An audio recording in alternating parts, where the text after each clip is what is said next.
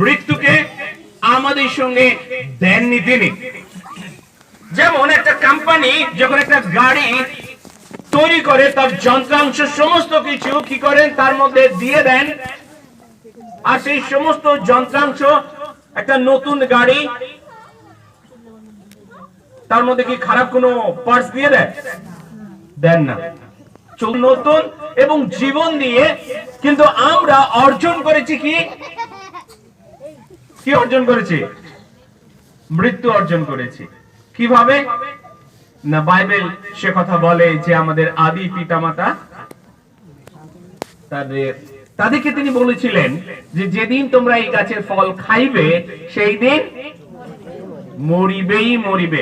অর্থাৎ সেই অবাধ্যতার কারণেই আমরা মৃত্যুকে আমাদের জীবনে ডেকে নিয়েছি। তাই মৃত্যু কখনোই, তিনি রাজাদিরাজ, তিনি বিশ্ব ব্রহ্মাণ্ডকে সৃষ্টি করেছেন, তিনিই ছিলেন ঈশ্বর। কারণ যোহন লিখিত সুসমাচারে সেই কথাই আমরা পাই, আদিতে বাক্য ছিল, বাক্য ঈশ্বরের কাছে ছিল, আর সেই বাক্য ঈশ্বর ছিল। আর 14 পদে বলে যে সেই বাক্য মাংসে কি হলেন? মূর্তিমান হলেন এবং আমাদের মধ্যে প্রবাস করলেন। তাহলে যিনি ঈশ্বর তিনি যিশু, আর তিনি মাংসে মূর্তিমান হয়ে আমাদের কাছে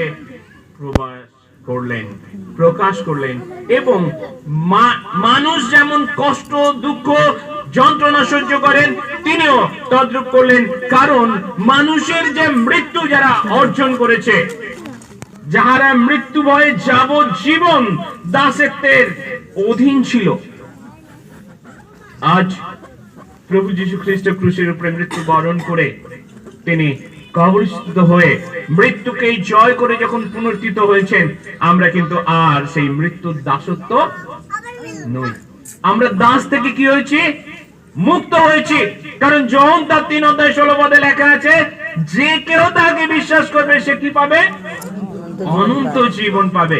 অর্থাৎ মৃত্যুর কর্তৃত্ব যদি তার উপরে থাকতো, তাহলে সেই অনন্ত জীবন সে পেত। জন্য প্রস্তুত রয়েছে যে তিনি চান যেন আমরা মনে করি যে অনেকেই প্রার্থনাও করি, প্রভু তোমার দাস তোমার কাছে চলে গেছে। তিনি শাস্ত্রের মধ্যে দিয়ে আমরা এটা পাই যে একটি উপমা, কার গল্প কার মনে আছে? ভালো উপহার তিনি তারা অর্জন করেছিলেন কার কাছ থেকে? শয়তানের কাছ থেকে। আর সেই উপহারটার নাম কি? মারা যাব। তাহলে বাইবেল ভুল হয়ে যাবে। বাইবেল বলছে আমরা সবাই মরবো না। কারণ খ্রিস্ট যে সময় আসবে আপনাকে আমাকে নেওয়ার জন্য, সেই সময় যেমন যোহন লিখিত সুসমাচারে তার 5:28 এবং 29 পদে বলছে যে তিনি আসবেন এবং কি করবেন? ডাকবেন।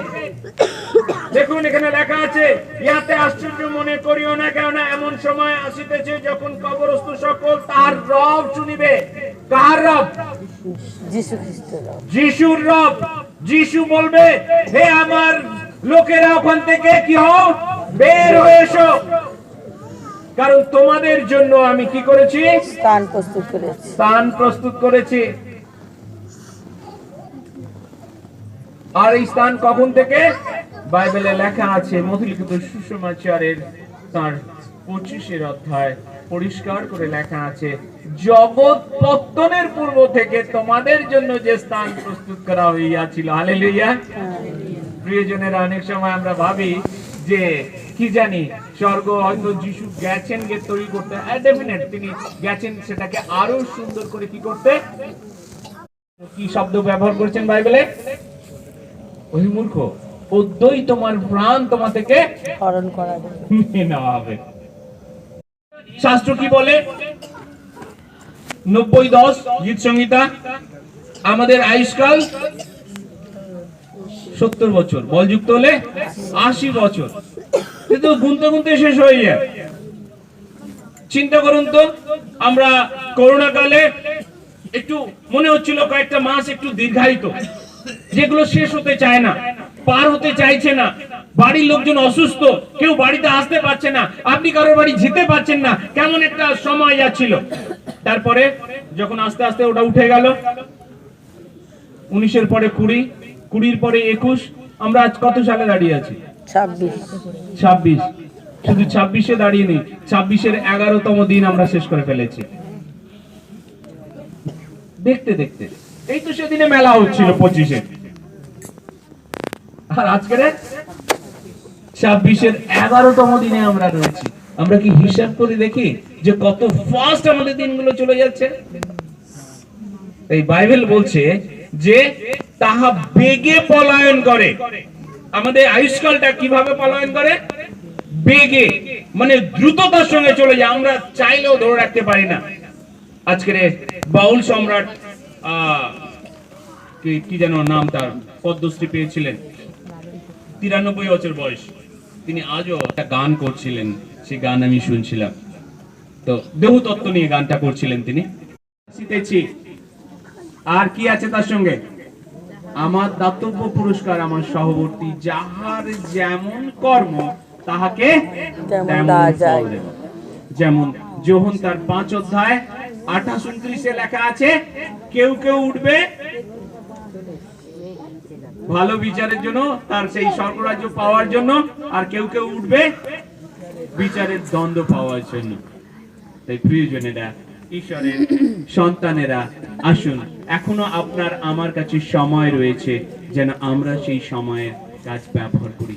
শাস্ত্র বলছে, আইসো আমরা সকল বিষয়ের উপর সংঘর্ষণে, উপদেশক তার 12 অধ্যায় 13-14 পদে লেখা আছে, আইসো আমরা সমস্ত বিষয়ের উপর সংঘর্ষণে ঈশ্বরের আজ্ঞা সকল পালন করো, এবং ইহাই সকল মানুষের কি কর্তব্য, কারণ ভালো হোক কি মন্দ হোক সমস্ত গুপ্ত বিষয় বিচারে আনবে।